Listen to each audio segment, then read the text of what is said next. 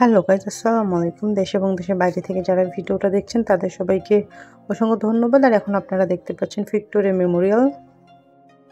Victoria Memorial হলো রানী ভিক্টোরিয়ার একটি স্মৃতিসৌধ। আর এটা হচ্ছে মেইন প্রবেশদ্বার দিয়ে প্রবেশ করি। এখানে একটা বিশাল হল রুম আছে। দর্শনার্থীরা প্রথমে এই রুমটাই দেখতে পায়। আর এখানে একটা রানী ভিক্টোরিয়ার চমৎকার সুন্দর মূর্তি আছে। আর উপরে গম্বুজ আকৃতির একটা ডিজাইন করা আছে, আপনারা দেখতে পাচ্ছেন। উপরে একটা ঝাড়বাতি আছে ছোট। আর হোয়াইট কালার শ্বেত পাথরের উপরে অসাধারণ ডিজাইন করা, কারুকার্য করা প্রতিটা দেয়ালে লাগানো আছে ওই সময়কার নেতাদের কিছু ছবি।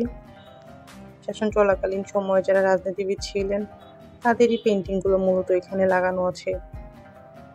আর ব্রিটিশ শাসন চলাকালীন কলকাতা ছিল ভারতের রাজধানী। ইংল্যান্ডের রানী ভিক্টোরিয়া তখন আবার ভারতের সম্রাজ্ঞী।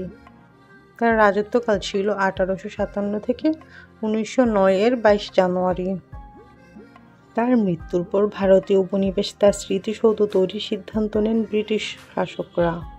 সিদ্ধান্ত হয় যে এই স্মৃতিসৌধ হবে তাজমহলের আদলে।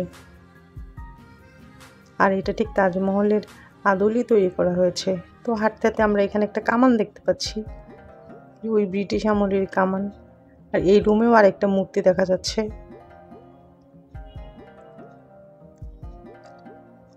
এখানে ক্লিভ লেখা আছে মূর্তিটাতে। এই পাশে আরেকটা কামান আছে, মানে এই ছবিটার দুই পাশে দুইটা কামান। আর এই যে গেটটা আছে, এই গেটটা দিয়ে আমরা প্রবেশ করেছিলাম। আর এই পাশে হচ্ছে সিঁড়ি। এই তো ডান দিক দিয়ে হচ্ছে সিঁড়ি, আর এই ডান দিক দিয়েও উপরে উঠতে হয়। আর সিঁড়িটাতেও গ্রিলের মধ্যে অসাধারণ কাজ করা আছে। সিঁড়ি দিয়ে আমরা এখন দোতলায় উঠলাম। দোতলায় প্রবেশ করার পরেই আমরা এখানে কিছু পিস্তল দেখতে পাচ্ছি ব্রিটিশ আমলের। আমার ভিক্টোরিয়া মেমোরিয়ালে 3টা ভিডিও আছে। 3টা ভিডিওতে আমি 3টা রুমের ভিডিও করেছি মেইনলি। সামনের ভিডিও তো আছেই, আর একটা ভিডিওতে সবটা করতে গেলে অনেক বড় হয়ে যাচ্ছে ভিডিওগুলো। সো আমি 3টা করেছি। যদি ভিক্টোরিয়া মেমোরিয়ালের ভিতরে সবগুলো রুম আপনারা দেখতে চান তাহলে আমার চ্যানেলে 3টা ভিডিও আছে, আপনারা চাইলে দেখে নিতে পারেন।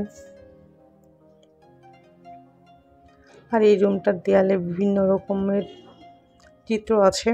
চিত্রগুলো ফ্রেম করা আছে ও তখনকার সময় নিউজ, নথিপত্র, এগুলো সব এখানে বাধাই করা আছে।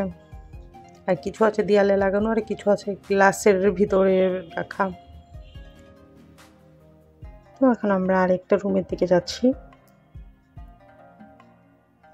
আর এটার যে গ্রাউন্ড ফ্লোরটা আছে ওইটা হচ্ছে নন এসি, আর দোতলাটা যে এটা হচ্ছে এসি। আর ভিক্টোরিয়া মেমোরিয়ালটা আসলে পাথরের তৈরি হয়, প্রচণ্ড গরম এখানে। আর এটা হচ্ছে তখনকার সময়ের একটা টেবিল, একটা দরজা, কিন্তু এই দরজাটা লক করা আছে। সব জায়গায় আসলে প্রবেশ করতে দেওয়া হয় না দর্শনার্থী যারা আছে তাদেরকে।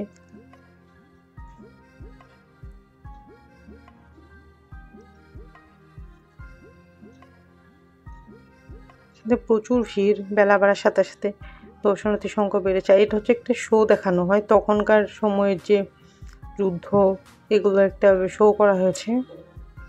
এই শোটারই ভিডিও এটা।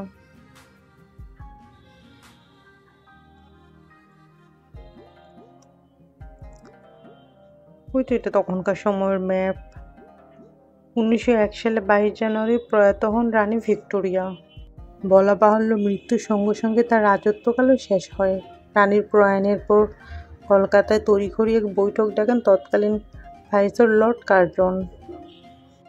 প্রয়াত রানীকে বিশেষভাবে সম্মান জানানোর প্রস্তাব রাখেন তিনি। প্রস্তাব ওঠে তাক লাগানো এক স্মৃতিসৌধ তৈরির। সেখানে থাকবে প্রচুর গাছ, ফুলের বাগান। ভাইসরয়ের ইচ্ছা ছিল তাক লাগানো সেই স্মৃতিসৌধ দেখতে পর্যটকরা কলকাতায় ভিড় জমাবেন। তার উদ্দেশ্য ছিল তাজমহলকে টেক্কা দেওয়ার। তাজমহলকে টেক্কা দিতে না পারলেও জনপ্রিয়তার কাছেই আছে ভিক্টোরিয়া মেমোরিয়াল। এখনই শেষ হয়ে যাবে আমাদের এই শোটা।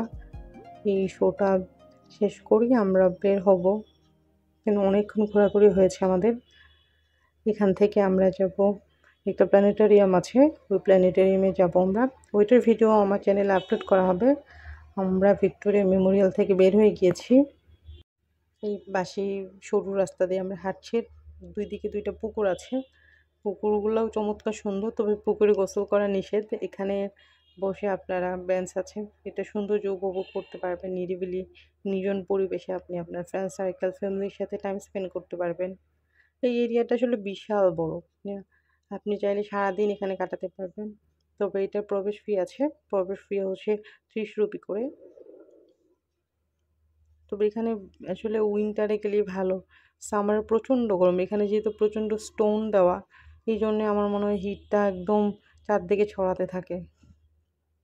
তো ভালো থাকবেন। আর আমার ভিডিওটা কেমন লেগেছে কমেন্ট সেকশনে জানাবেন। আর এতক্ষণ ধৈর্য ধরে ভিডিওটা দেখার জন্য থ্যাংক ইউ।